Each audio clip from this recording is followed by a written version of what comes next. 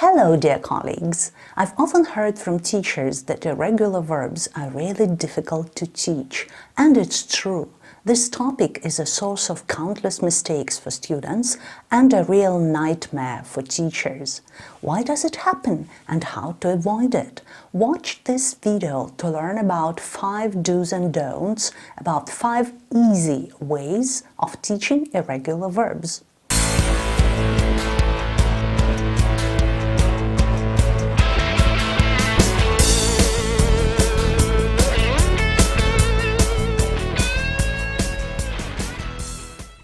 Hello once again and welcome to the channel ESL Games and Teaching Tips. If you are new here, don't forget to subscribe and switch on the notification bell to stay up to date with my future videos. You can also download my ebooks with games for all levels. Just check the link in the description box. Begin, begun, begun, speak, spoke, speaken. I'm sure you have heard something like this from your students many times. It happens when teachers assign irregular verbs for homework without practicing them in the classroom. And students start learning them without mastering correct pronunciation. And in this case, these mistakes will stay with them forever. So the first thing to remember is practice pronunciation together in class. The second question is, what verbs to practice?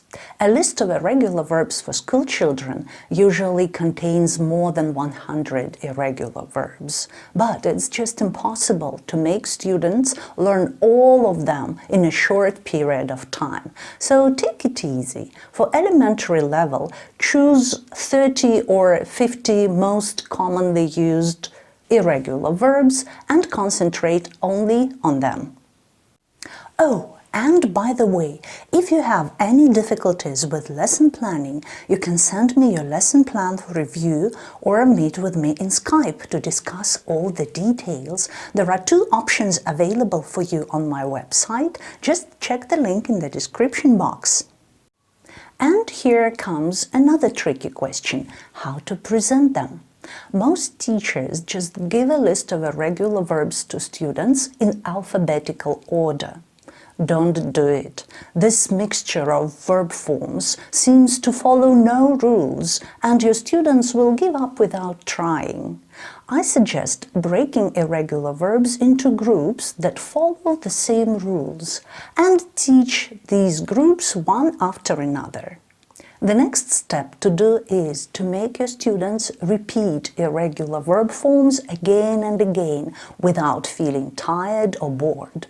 How can we do it? Play games. Here you can see what games I use for every group of irregular verbs.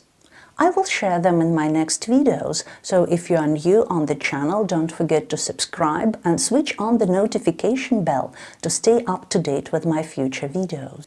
And if you like using games in your classroom, you can also check out my ebook, ESL Games for School. The link is in the description box. But the games will not work unless you play them in the correct order. There are 4 aspects of teaching irregular verbs: meaning, pronunciation, spelling, and how to use them in sentences. We should first engage students into games that drill pronunciation and meaning, then go to spelling games, and only then offer speaking and writing activities. And remember, we teach for life, not for the classroom. As soon as your students learn the forms of irregular verbs, offer communicative tasks like dialogues, role plays. Well, that's all for today. Enjoy every moment of your lesson and see you again on the channel ESL Games and Teaching Tips.